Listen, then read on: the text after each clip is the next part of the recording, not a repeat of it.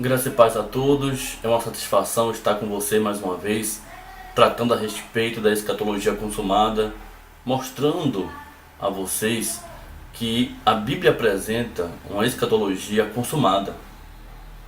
No tempo de sua escrita, ela estava sendo vista como futuro, porque as coisas ainda se sucederiam. Mas a partir de que o tempo do cumprimento foi manifesto, a igreja presente do século 21 não pode mais viver na mesma expectativa da igreja do primeiro século. Estamos de posse do reino de Deus, somos sacerdotes reais, estamos abençoados com toda a sorte de bênçãos. E isso não foi apenas concedida pelo fato de Jesus ter morrido na cruz. Na verdade, esses são os fatores referentes à nova aliança, o novo Aion. Jesus, ele veio nas nuvens do céu, estabeleceu o seu trono de glória e hoje desfrutamos de todas as bênçãos referentes a essa aliança que foi instituída em seu retorno de glória. Observem que depois que Jesus morre na cruz, embora a sua morte de cruz foi muito importante para que a aliança pudesse nos ser concedida, mas ainda assim Israel vivia sob a tradição da lei, as observações da lei, as festas, os rituais, as abluções. Tudo isso era feito ainda no período que Jesus tinha sido morto e ressuscitado, até que ela foi destruída em 70. Então, a destruição de Jerusalém em 70, a invasão romana a Jerusalém e a destruição do templo marcou de forma definida a segunda vinda de Jesus Cristo. Segunda vinda essa que a igreja até hoje aguarda. A igreja dessa era, a igreja do presente século, está vivendo na mesma expectativa da igreja do primeiro século. Estamos observando profecias que não foram feitas para nós. Estamos venerando fatos que não foi demonstrações para a igreja presente, foram demonstrações trazidas à igreja perseguida do primeiro século, a igreja que estava passando pela grande tribulação e que precisava de uma palavra de consolo para poder suportar todas as coisas. Quando falamos que a Bíblia apresenta uma escatologia consumada, não falamos baseado em meros entendimentos, numa vã filosofia. Falamos pelo fato de que a própria Bíblia ela nos dá razão pela qual podemos testificar que os acontecimentos se cumpriram, que a profecia, todas as profecias relacionadas ao tempo do fim e a volta de Jesus Cristo, a parúzia, já aconteceram. Veja que esses são os fatos que estão claros dentro da própria palavra de Deus, quando todas as coisas sucederiam. É só você abrir a Bíblia em Lucas capítulo 21, no versículo 20 ao 22. Eu creio que esse texto aqui fala muito a respeito disso. Vocês observam no versículo 5 em diante que o texto está girando em torno da queda do templo de Jerusalém, a invasão romana que levou à destruição daquele templo. E a queda daquele templo não foi apenas um fator histórico isolado na história, foi um fator, um divisor de águas, um marco na vida espiritual e da aliança, que fez com que hoje pudéssemos ser o que somos e viver a nova dispensação da graça de Deus. Então, o relato bíblico é muito importante para entender isso, pois diz a palavra de Deus em Lucas capítulo 21, no versículo 20: quando, porém, virdes Jerusalém sitiada de exércitos, sabei que está próxima a sua desolação, a sua devastação, a sua destruição. Então, os que estiverem na Judéia, fujam para os montes. Olha o cenário geográfico. Os que estiverem na Judéia, não está falando aqui a respeito do Brasil, Não está falando aqui a respeito dos Estados Unidos, do Chile, do Paquistão. Está falando a respeito da Judéia. Quem estiverem na Judéia, fujam para os montes. Os que se encontrarem dentro da cidade, retirem-se. De que cidade? Jerusalém. E os que estiverem nos campos, não entrem nela. Nela onde? Na cidade de Jerusalém. Por quê? Porque esses dias são de vingança, para se cumprir tudo o que está escrito. Então vem a pergunta: quando é que tudo o que está escrito viria a se cumprir? Quando Jerusalém fosse devastada, destruída, desolada. Mas não fica apenas por aí. A queda de Jerusalém não era apenas o cumprimento de 50% das Escrituras, e que outra parte deveria se cumprir no futuro, depois de 2000 anos, 2016, 2019, 2050. Não tem nada a ver com a profecia, porque muitos observam o texto, o sermão profético de Jesus de Mateus 24, Marcos 13 e Lucas 21, como se fosse algo dirigido só apenas à queda de Jerusalém, como se houvesse necessidade ainda de acontecer o retorno de Cristo nas nuvens do céu para o futuro.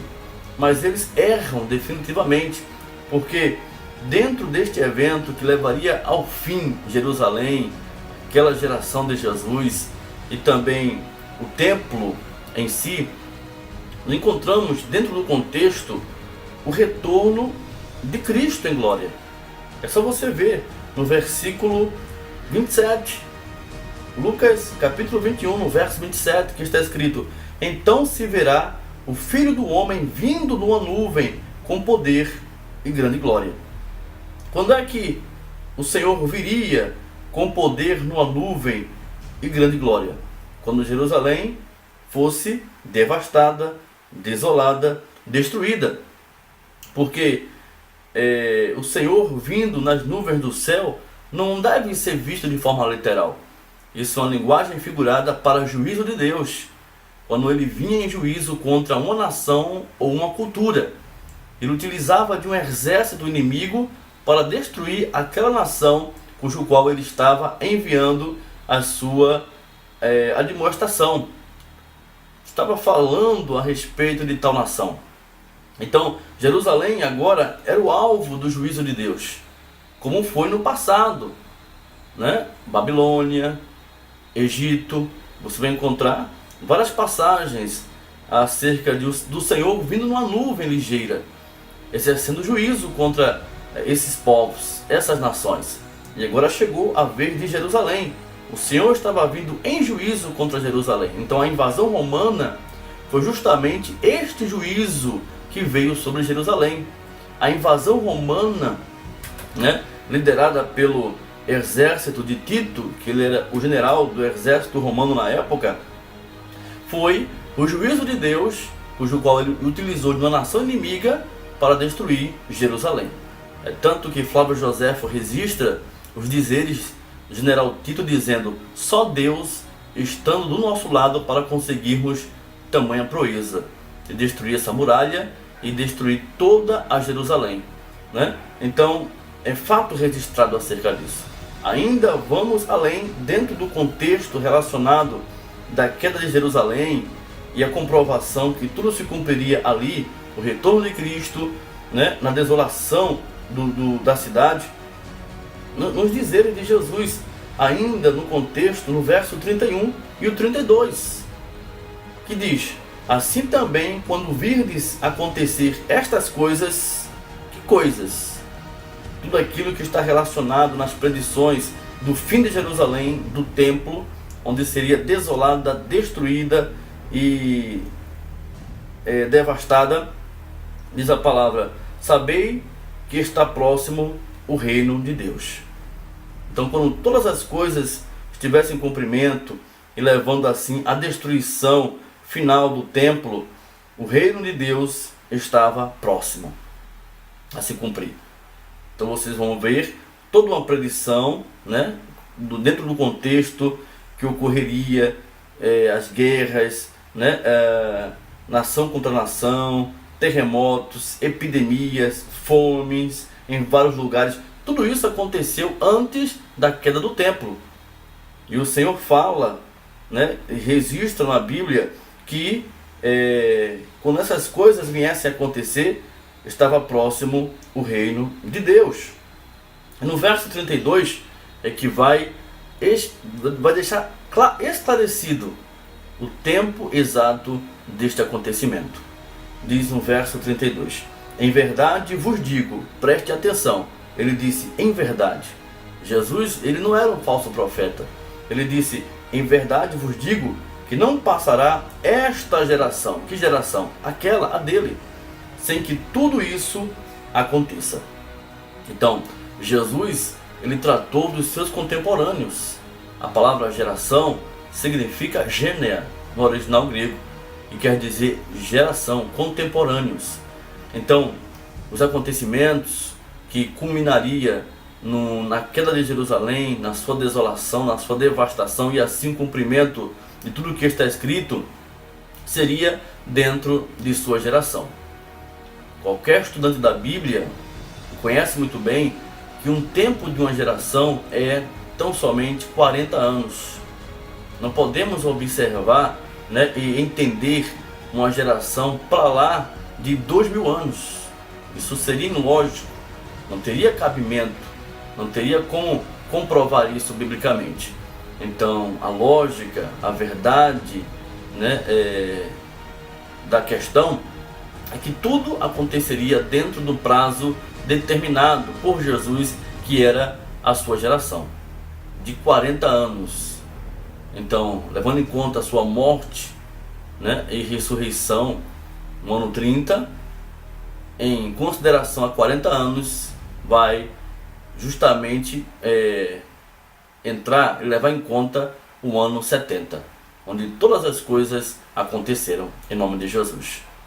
À primeira vista, para você deve ser algo espantoso entender desta forma, deve ser algo que entre em conflito com tudo aquilo que você foi ensinado ao longo da tua tradição, da tradição religiosa, que tem ensinado desta forma uma escatologia futurista e até mesmo o pensamento de uma escatologia parcial, que na verdade o parcial preterismo e o futurismo não corresponde à escatologia bíblica com precisão, porque a Bíblia é clara, tudo que está escrito se cumpriria na devastação de Jerusalém, na queda do templo e na ruína daquela geração. Então, a questão é considerar o que está escrito, considerar a Bíblia, rever os conceitos para a glória de Deus.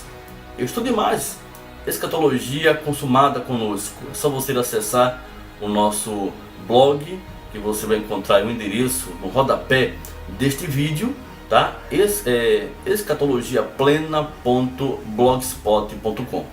Você acessa, né, e vai encontrar ali um vasto material de áudio, vídeo e textual que vai te orientar de forma precisa acerca dos acontecimentos de forma detalhada, porque tudo acontece de forma simultânea.